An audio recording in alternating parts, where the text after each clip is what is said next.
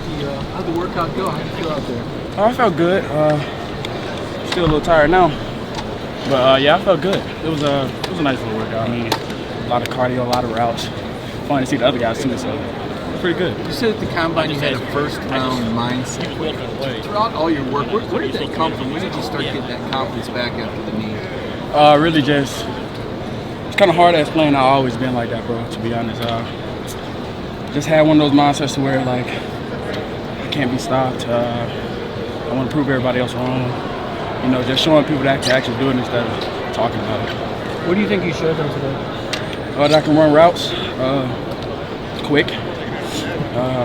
My knee had no brace, so I'm bigger, and I ran fast. So I really just think I just showed them like an overall receiver. Were you getting any immediate feedback from the guys out there that maybe you'll file away moving forward that you hadn't heard before? Combine or here? Out here today. Out here? No, not really. I didn't really have any, not really no like aspects like that yet. Any teams that you felt like were taking a certain notice or interest in you out there today, especially Steelers? There's a few teams that's like few teams out here, man, that's real heavy on me, but it's kind of you just kind of stay grounded, like I was saying, that type of mindset, and that'll take you as far as you want to go. Who do you feel like is the most? Really, all you really can't say because they choosing you. So like in high school, I can really tell you because I'm going there, but like. Really, a lot of teams, bro. Really, all 32, I would say, and it just depends up to their choice. Did you spend any time with any teams last night? Not in person. Zoom meetings are, I guess, back in effect. Hope that doesn't mean COVID is back in effect, but Zoom meetings are most definitely back. George, you saw Carson sling the ball to you. How was it with the timing with Carson? It was great. I was training with Carson my sophomore year, my 2020 year. That speaking of COVID year, that COVID year.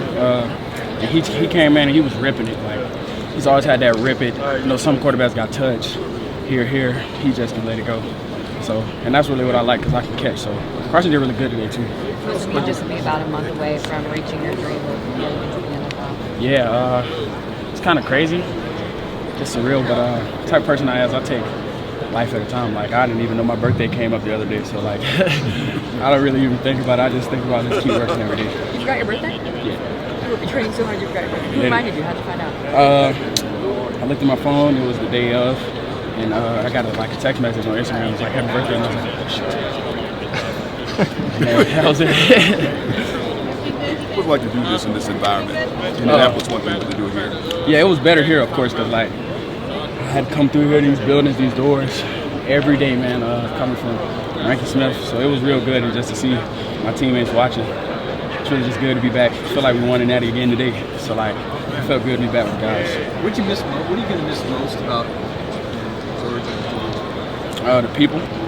Definitely. That's what makes like Athens such a good place because you'll get here and like it's nothing to do with small, but the people is what's keeping the city up. So like, the people most definitely.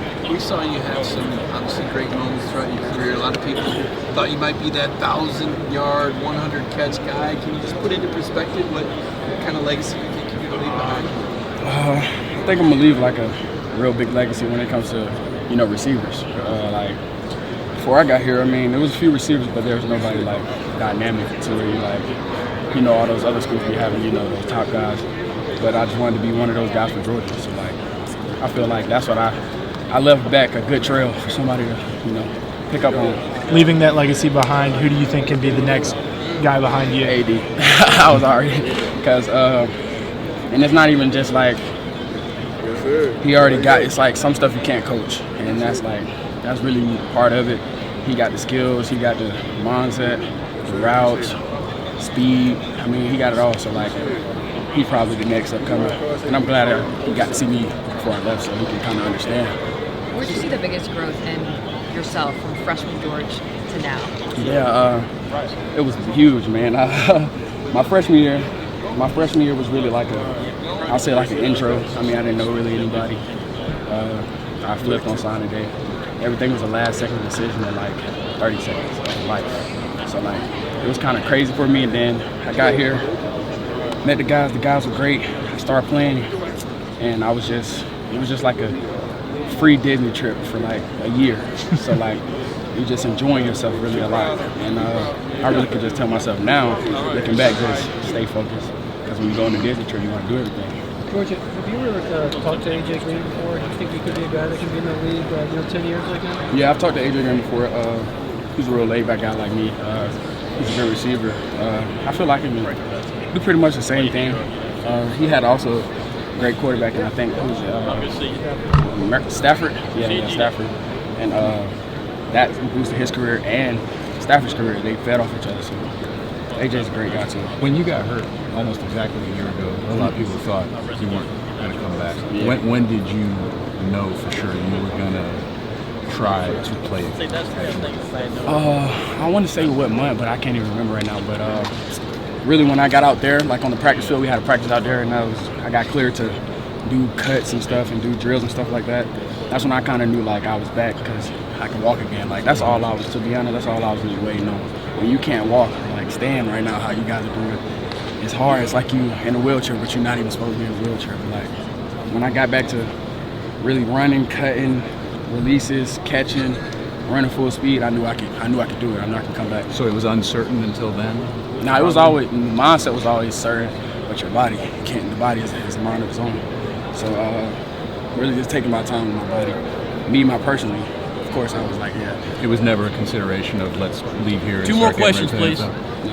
When it comes to feeling like you can leave a legacy for another wide receiver like AD or somebody else, and this place is known as RBU. What is it about Todd Monken's offense that makes you feel like that's possible for wideouts? Play action setup. So like, I was with Coley at first, so we didn't do as much play action. We did play action, but not as much as Monken. And I feel like a lot of guys, receivers can hit long shots, deep balls, working they release better because with play action you got more time. But with the RBU, that's forever going to be RBU, bro. Todd Gurley, Nick Chubb, Sony, Kenny McIntosh, James. So it's like it's all Holyfield. It's just always going to be RBU, and that's just some places are like that. Like receivers, people thought Clemson, was like a receiver school. Like that was the stigma of the school. So like it's always going to be RBU. All right, thanks everybody. Thanks, George. Appreciate you.